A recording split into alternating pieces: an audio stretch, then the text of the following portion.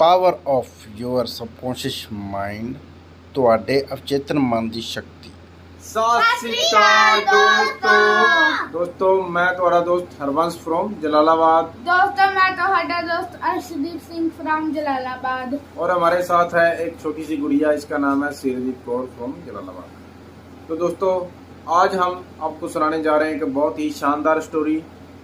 ये स्टोरी जो है हमारे कॉन्शियस माइंड और सबकॉन्शियस माइंड के ऊपर की पावर के ऊपर डिपेंड है। तो हम एक स्टोरी के माध्यम से आपको बताएंगे कि हमारे माइंड में और सबकॉन्शियस माइंड में कितनी पावर है। तो दोस्तों दो इंसान थे जो डेली भगवान को अरदास करने के लिए मंदिर में जाते थे। एक गरीब था और उनमें से एक अमीर था।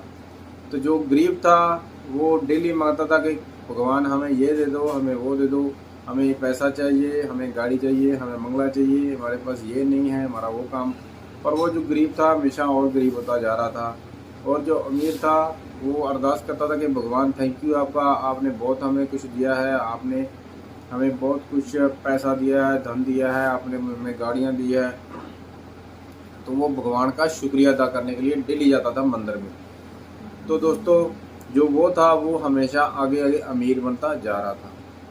तो एक दिन क्या हुआ, भगवान साधु के रूप पे उनके घर पे गए। भगवान ने सोचा कि हम इनके घर पे अभी जाते हैं, देखते हैं कि इनके घर का क्या माहौल है। तो भगवान तो जानी जान होते हैं, मगर इनकी परीक्षा लेने के लिए घर पे गए।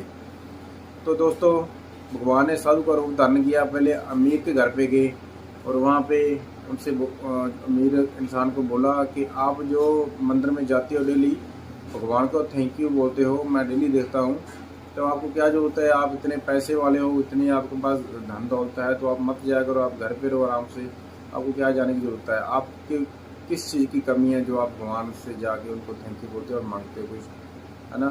तो उसने जो अमीर इंसान था उसने बोला थैंक यू साधु जी, आप हमारे घर पे भगवान के रूप में आए हो, तो आपका बहुत बहुत धन्यवाद।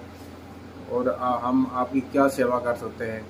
उसने बोला सेवा तो नहीं है, आप मेरे सवाल का जवाब दीजिए, तो उसके बाद मुझे आगे भी जाना है।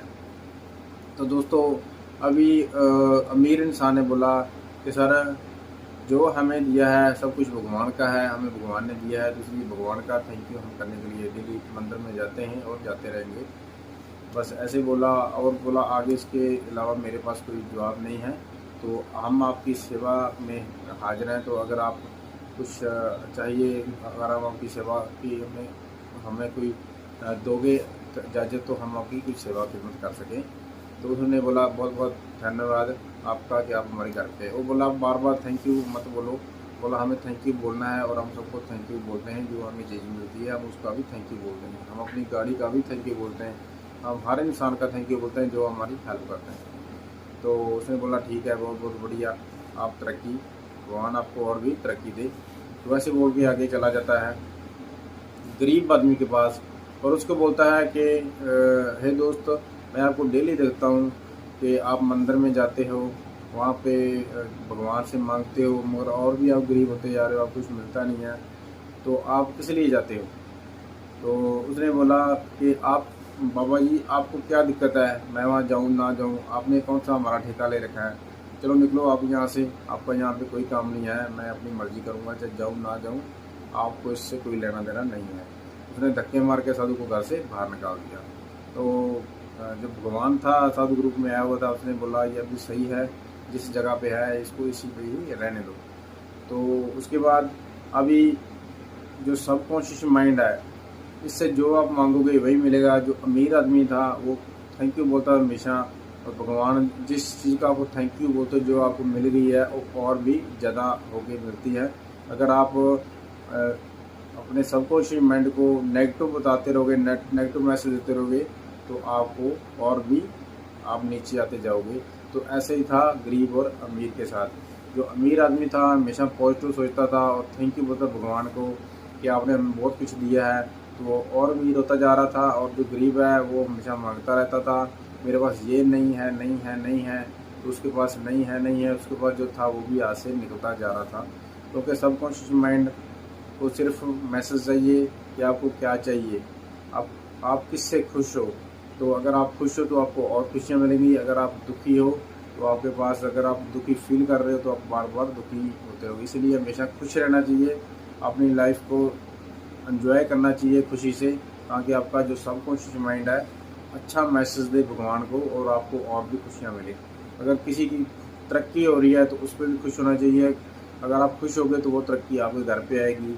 दूसरों की खुशियों में शामिल होगे तो वो खुशियाँ आपके घर में भी आएंगी। इसलिए दुखी नहीं होना चाहिए। अगर आप दुखी होगे तो बार बार दुखी होते जाओगे और दुखी होते जाओगे।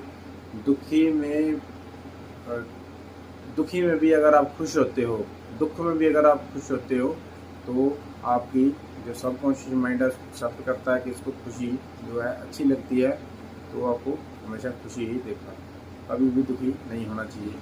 तो ये था दोस्तों आज सबकॉन्शियस माइंड और कॉन्शियस माइंड की पावर हमने आपको बताई है एक स्टोरी की मदद से।